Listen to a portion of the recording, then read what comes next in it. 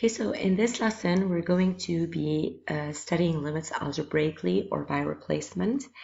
Now, we have seen in previous lessons, we have first defined the concept of a limit and what it actually means for the function. And then later we have introduced limits graphically. So if you are given the graph of a function, how could you basically read the limit immediately out of the graph? However, here we are going to be studying limits by replacement. What if you're not given the graph of a function? How could you basically determine that limit? Now, I would first like to start by pointing out that to find a certain limit by replacement, so whenever you need to find the limit when x is approaching a of f of x, that would be equivalent of finding f of a. So that's the method that we start with whenever we need to find a limit algebraically or by replacement. So we would start by replacing x in the function by the value it approaches, which is a. However, we need to keep in mind here that limits are calculated at the open bounds of the domain of the function, which means that a over here could be either a restricted value of the function or an infinite bound.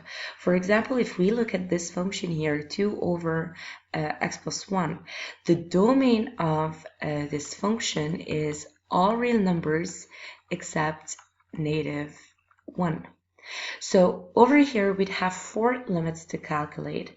We'd have to calculate the limit to the left of -1 and to the right of -1, then the limits at -infinity and positive infinity. So a here would actually be representing either a restricted value of the function or an infinite bound. But either ways, we would start by replacing x by that value. Now, following replacing x by the value it approaches, there are several forms you could end up with, where a over infinity and a over 0 are 2 of them. Now, a over here is referred to as referring to a constant. So whenever you end up with a constant over infinity or a constant over 0, now these forms some books refer to as the undefined forms of limits. Now, a over infinity would in fact be 0, and a over 0 would be infinity. It's like looking at it this way. 0 and infinity are reciprocals of one another. And why is it so? Because if I have a constant, for example, that is 1 over 10 to the -12. So 10 to the -12. Now keep in mind that whenever you're dealing with limits, whenever you see a limit of 0 or x is approaching 0, now that is not the exact number 0. Now that is a number that is pretty much close to 0. However, a limit of 1, it does not mean it's the exact value 1. It would refer to a number very close to 1. So over here, if we look at a constant over 0, that would be the same as considering 1 over 10 to the -12. Now, having a negative exponent here, it would drop up to the numerator as 10 to the 12. And 10 to the 12, that's infinitely large. And that would be considered as infinite. Similarly, if I had a 1 over 10 to the 12, which is referring to a over infinity, so that would be 10 to the -12, and that number is infinitely small, almost equals to 0. So that would be referred to a limit of 0. And we all know that whenever we have a fraction with a fixed numerator, as its denominator gets larger, the fraction becomes smaller, and vice versa. As the denominator becomes larger, the fraction itself becomes smaller. So this is why infinity and 0 are considered reciprocals of one another. So if we were to look at this first limit. Now, replacing x by positive infinity. So replacing x by positive infinity would in fact give me 2 over positive infinity plus 1. Like over here, 10 to the 12, just add a 1 to it, it would still be infinity. It would not make much of a difference. So that would be 2 over positive infinity, which is a 0. Now, similarly here, if x is negative infinity, now x is negative infinity. So what does that tell me about x cubed? So if x is negative infinity and negative cubed is negative, infinity cubed is infinity, so that would be negative infinity.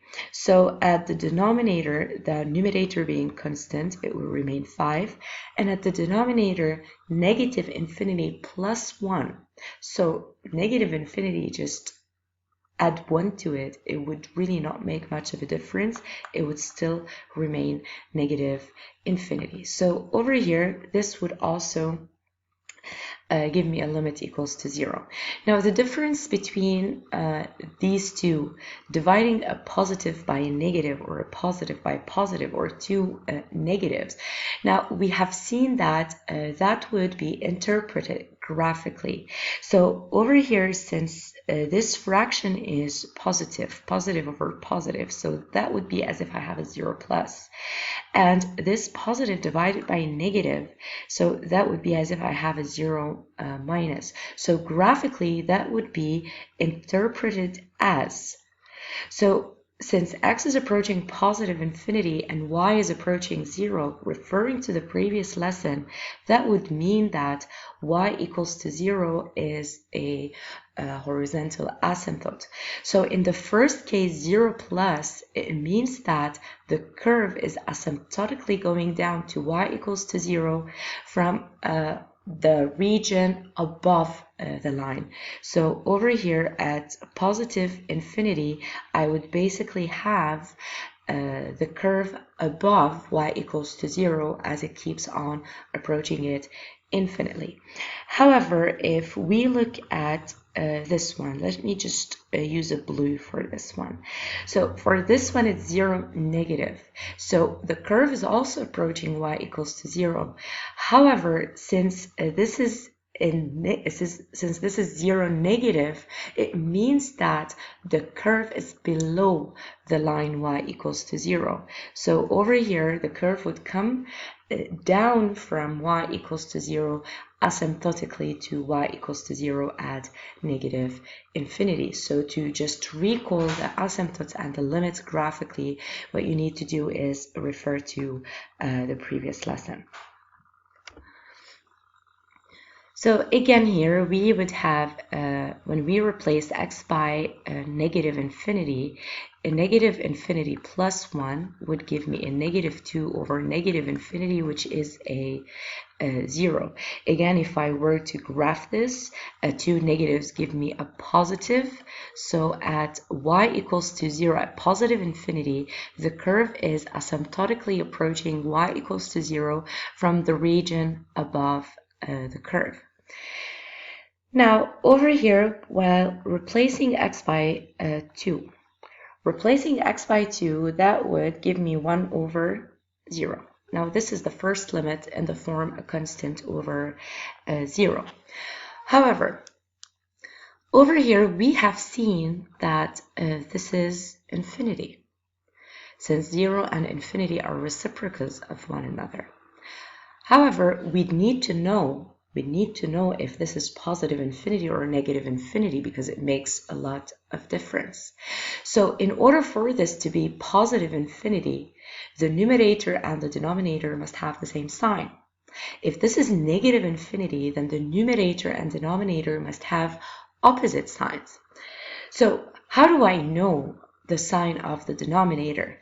I know that the denominator, at the denominator we have a 0 because x is approaching 2. So as x is approaching 2, if x is approaching 2 from the right, then x is greater than 2, and that would be a 0 plus. However, if 2 is being approached from the left, then x is smaller than 2, and in that case, that would be 0 minus. So I don't really know the sign of 0 here, and I can't tell. So this is why we'd have to tackle both cases. And we have also seen in our previous lessons that whenever x is approaching infinite value, then generally we'd have to look for the limit to left and right. So over here, by looking for the limit to left, so when x is approaching a 2 minus of f of x, so when replacing x by 2 minus, that would be 1 over 0. Now, is that a 0 minus or a 0 plus? As I've referred to here, when we're to the left of 2, x is smaller than 2. And if x is smaller than 2, x minus 2 is negative.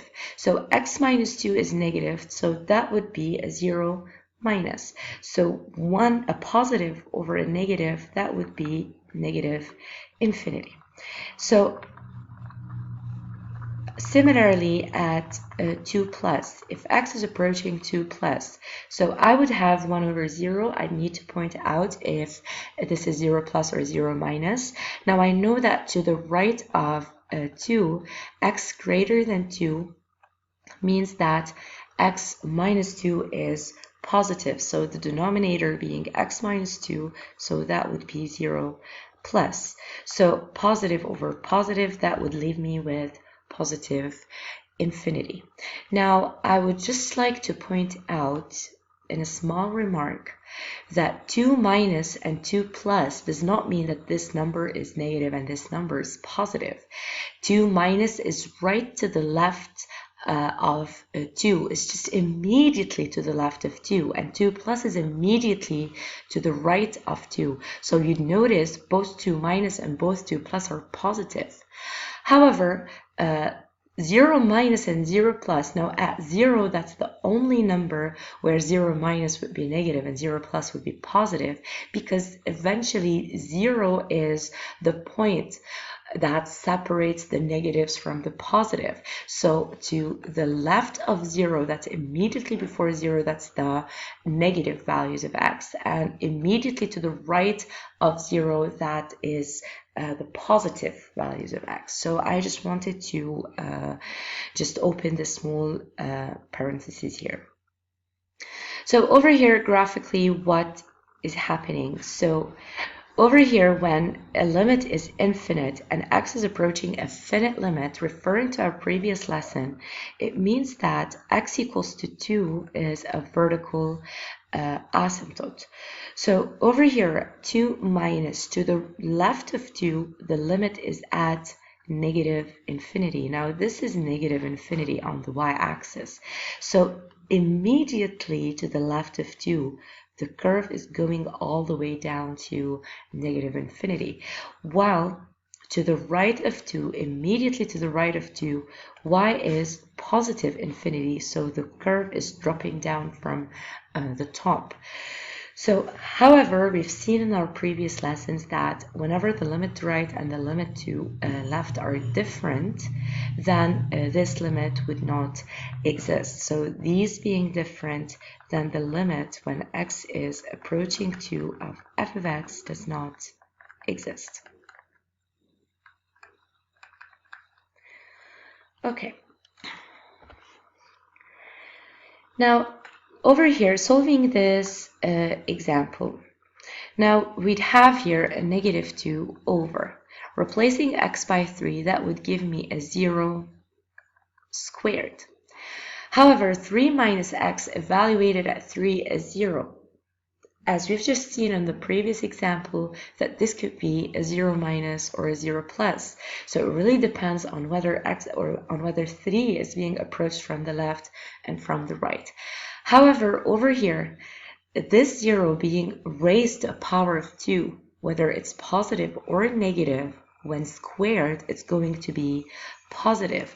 So this is a case where we don't have to refer to the limits to left and right.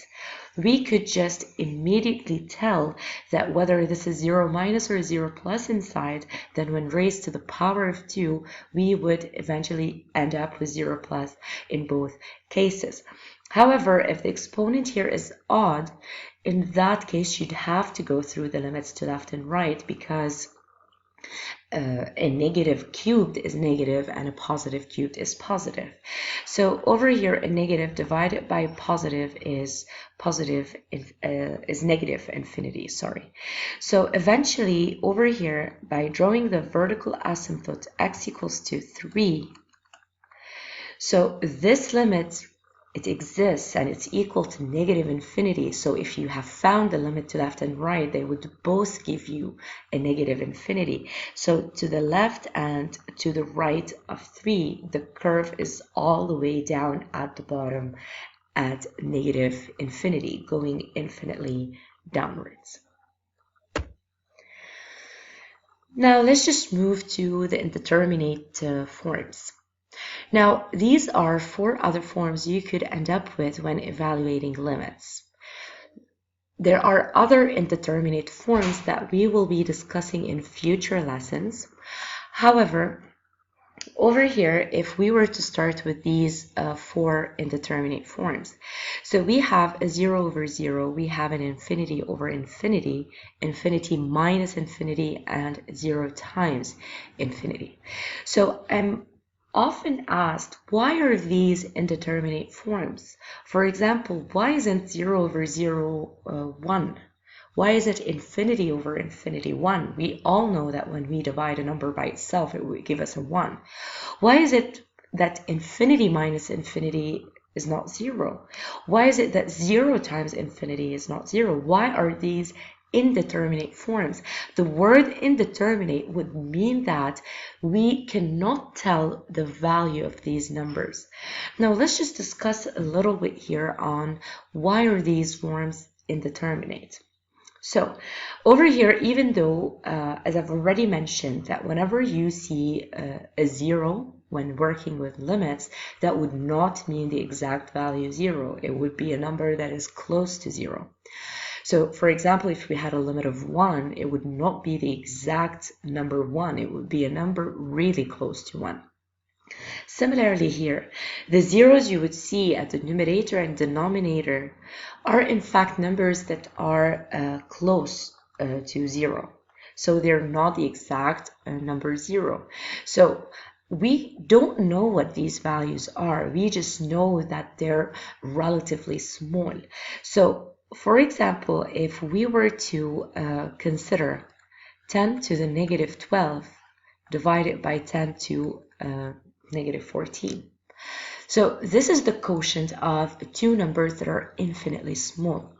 So this is more or less equivalent to having a 0 over 0 as a limit.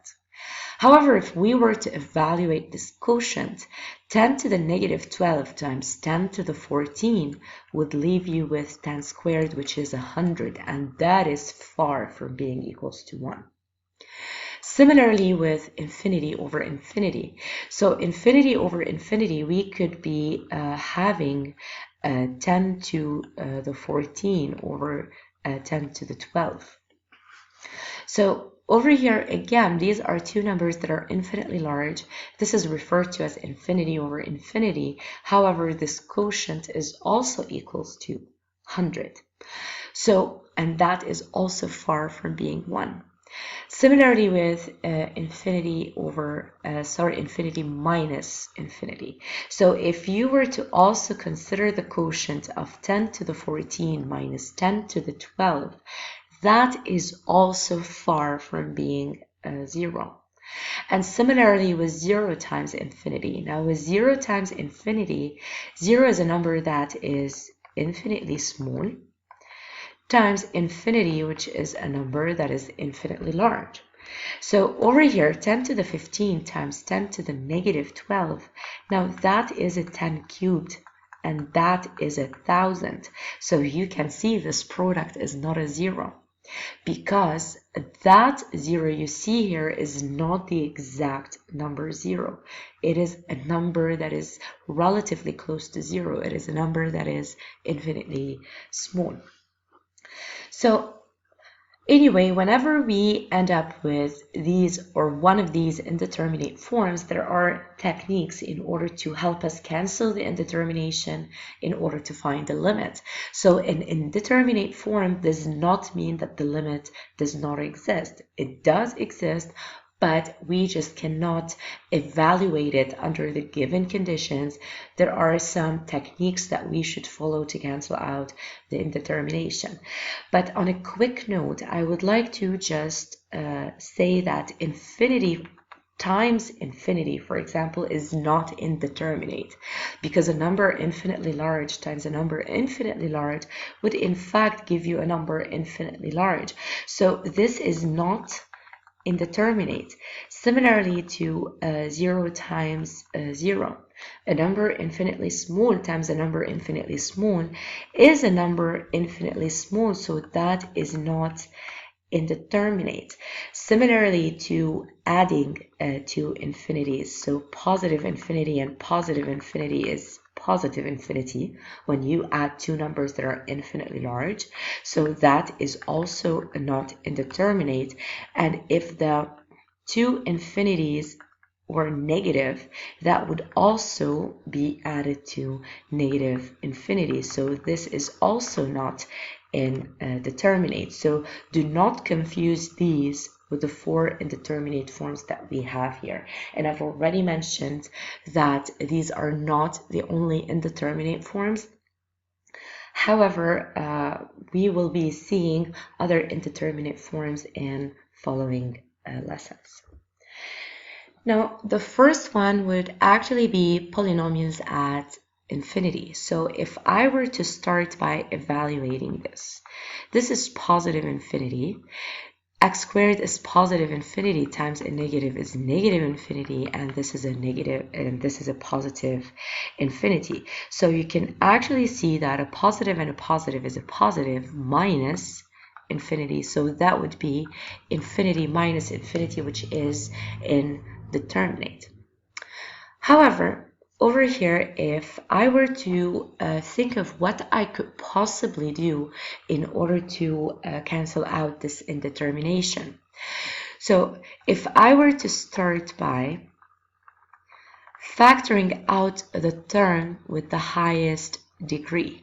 So if I factor out 2x cubed, I will eventually have 1, then minus 3 over 2 x at the denominator, because x squared divided by x cubed is a 1 over x. X over 2x cubed, that would be 1 over 2x squared plus 1 over 2x cubed. So now that I have factored out 2x cubed, now I substitute again x by infinity. Now you'd notice that this is positive infinity. Okay, then this is a 1, that's a constant. There's no variable in it, so we just leave it aside. Now, this is a 3 over infinity, which is a 0.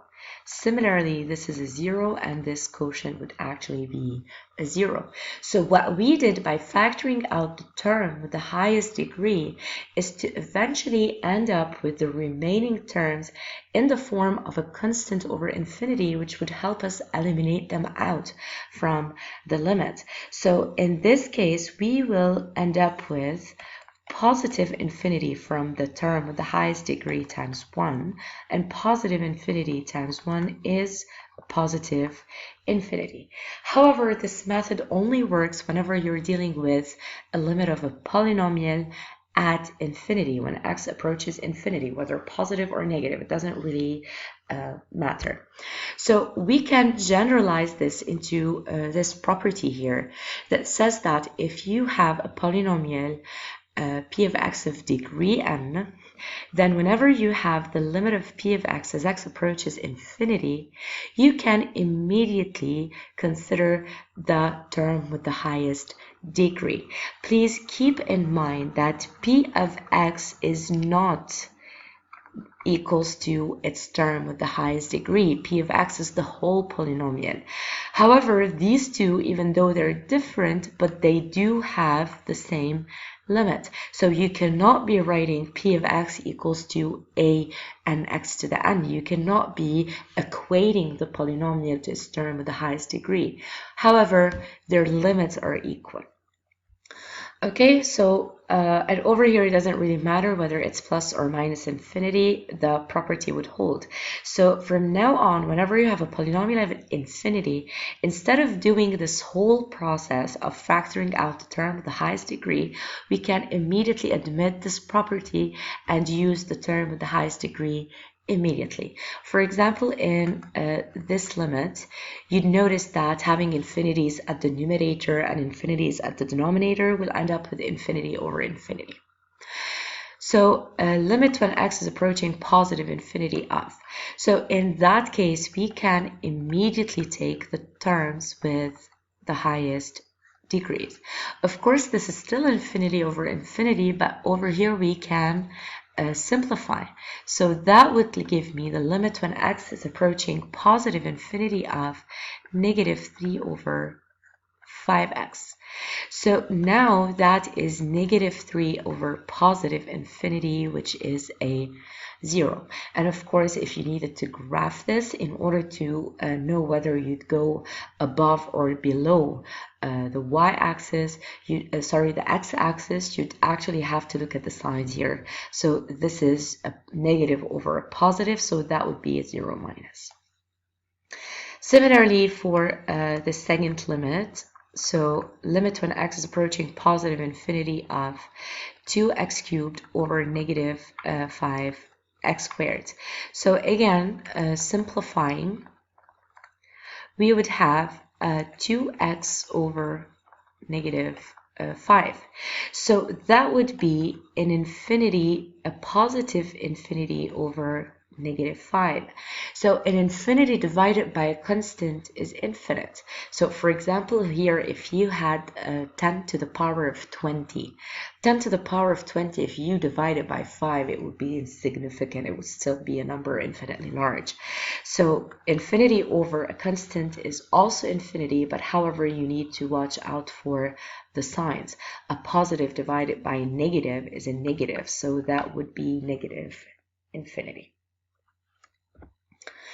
Now, another method to cancel out indeterminations is through factorization. For example, here, if you were to replace x by 3, you'd end up with 0 over 0.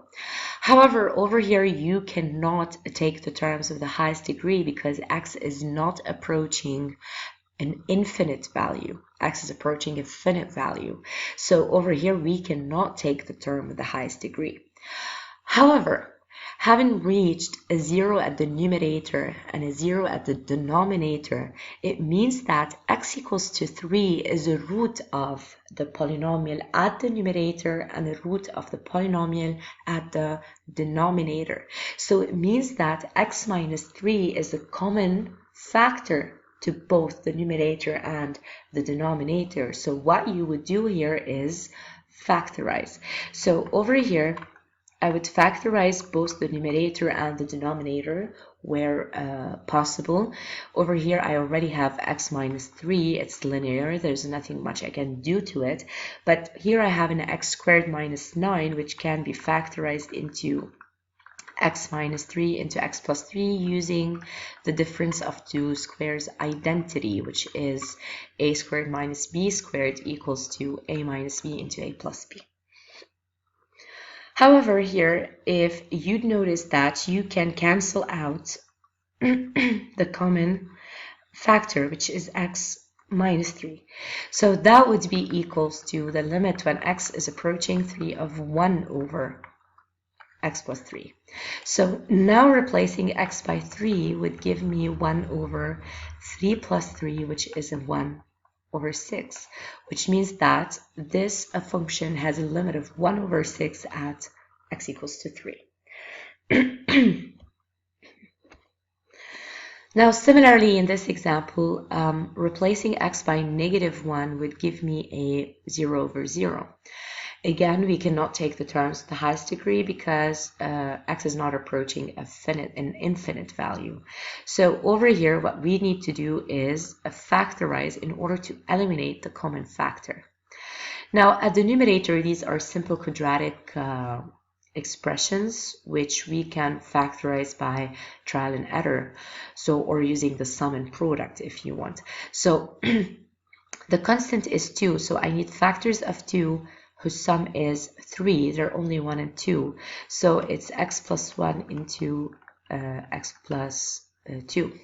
And at the denominator, factors of 3 whose sum is 4, there's only 1 and 3, so it's x plus 1 into x plus 3. Now note that I am able of writing the factors immediately using the factors of 3 that match the given sum is because the leading coefficient of the polynomial is 1.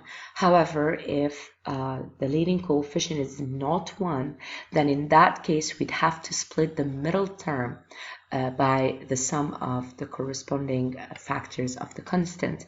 Now, that is tackled in a separate lesson on polynomials, which you can refer to.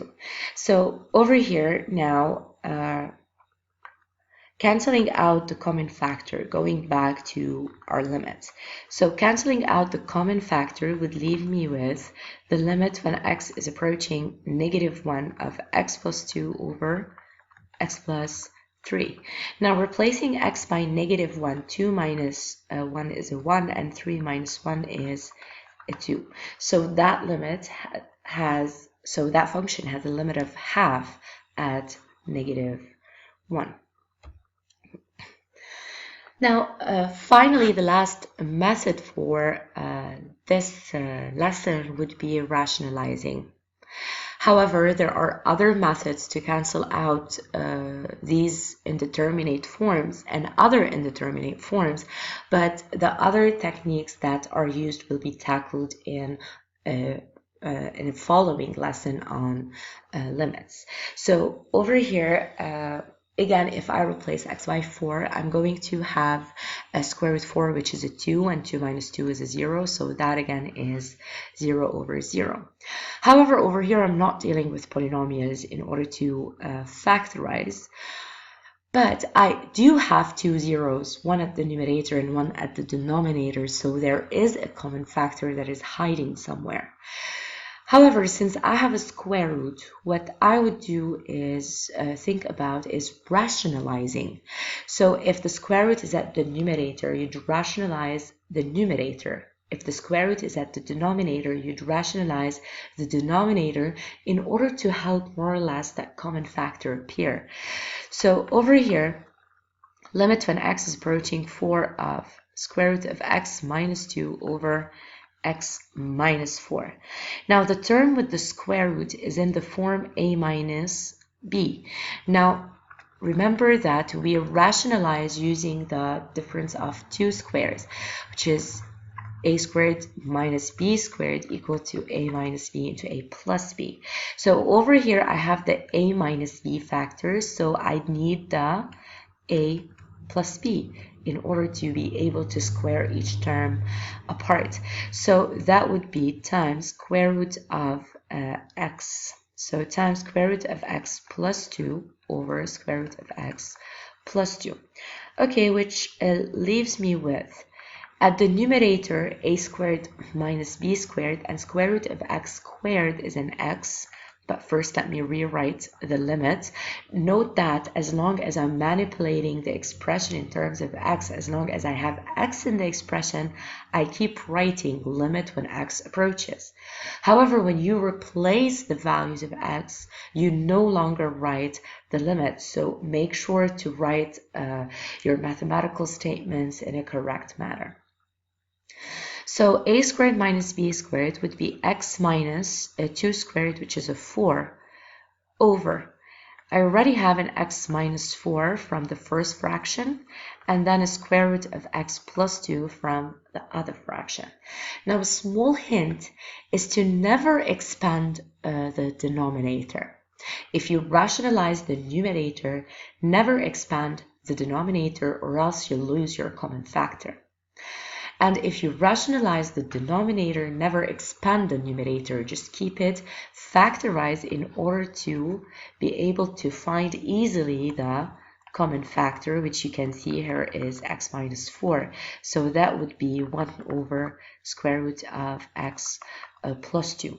Now replacing x again by 4 would give me 2 plus 2, which is a 1 over 4. So my limit is equals to 1 over 4. Okay, so that's about it for this lesson.